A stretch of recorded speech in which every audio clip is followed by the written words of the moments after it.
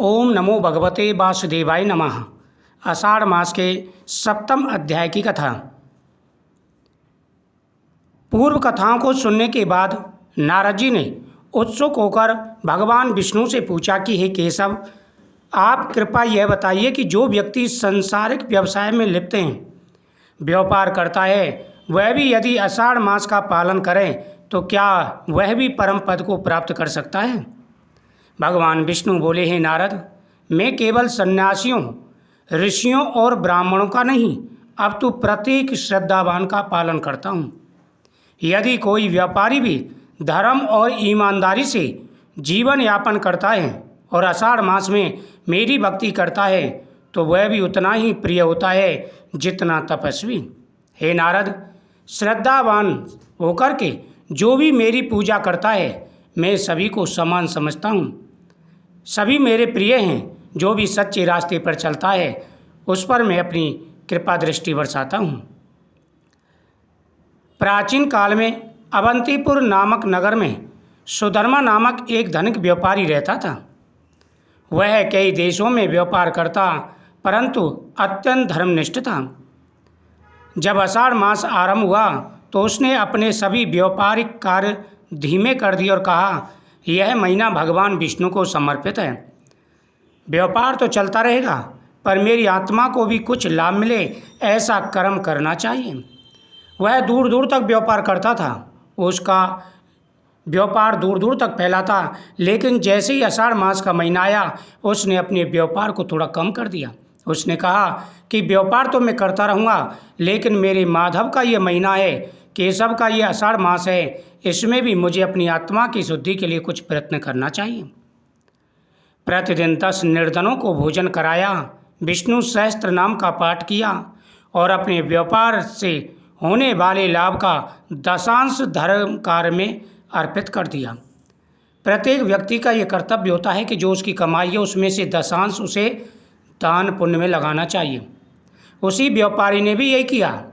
आषाढ़ मास में पूरे धर्मों का पालन किया, भूखों को भोजन कराया और अपनी जितनी भी उसकी का व्यापार था, जितना भी वो कमाता था, उसमें से दशांश उसने धर्म कार्य के लिए निकाल दिया।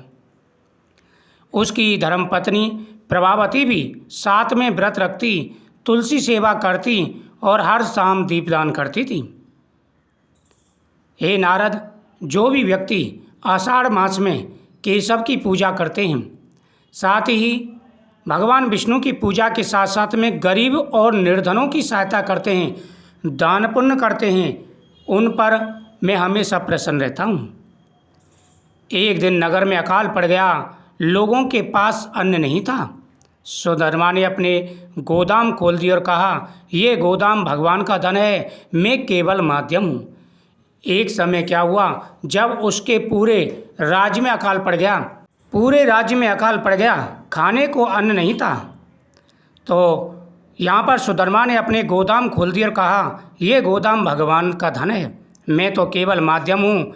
उस रात भगवान विष्णु ने स्वप्न में सुधर्मा से कहा, हे भक्तराज, तुझे जो दिया वह तूने मेरे बच्चों में बांट दिया, इसलिए अब तुझसे कुछ नहीं छीनूंगा। मृत्यु के बाद स्वयं गरुड़ पर बैठाकर तुझे बैकुंठ ले जाऊंगा।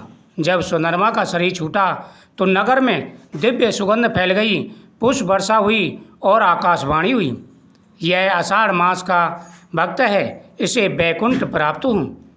भगवान विष्णु ने कहा, आषाढ़ मास में लोभ का त्याग और न्यायपूर्वक व्यापार करना स्वयं यज्ञ के समान होता है। व्यापारियों को चाहिए कि इस मास में कम लाभ लेकर अधिक दान करें। इस मास में सत्य वचन, विनम्र व्यवहार और हरि नाम स्मरण से ही पुण्य अर्जित होते हैं।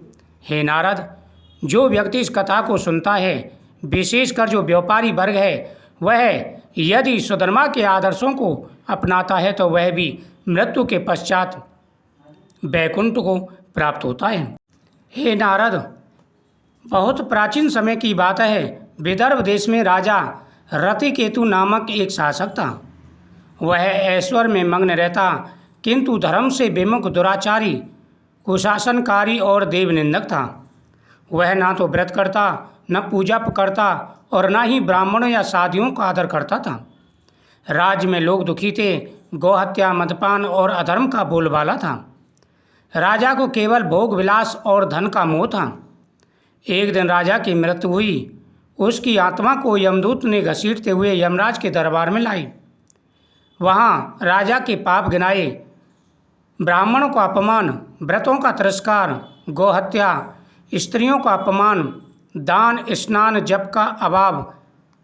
यमराज ने आदेश दिया, इसे भयंकर रौरव नरक में डाल दो, जहाँ यह सहस्त्रों वर्ष तक यातना भोगेगा। राजा रथकेतु ने भयंकर पीड़ा भोगी। उसका अंतःकरण जलने लगा। वह बारंबार रोता और कहता, हाय, मैंने कभी कोई व्रत क्यों नहीं किया? मैंने आषाढ़ मास में स्नान, दान, उपवास क्यों नहीं किया?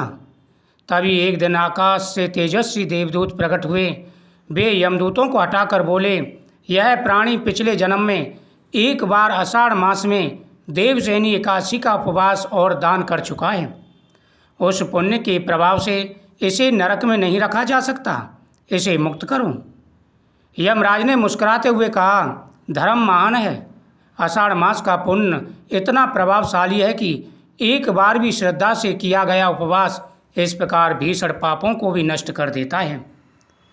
राजा को तुरंत नरक से बाहर लाकर एक दिव्य विमान में विष्णु लोक की ओर ले जाया गया।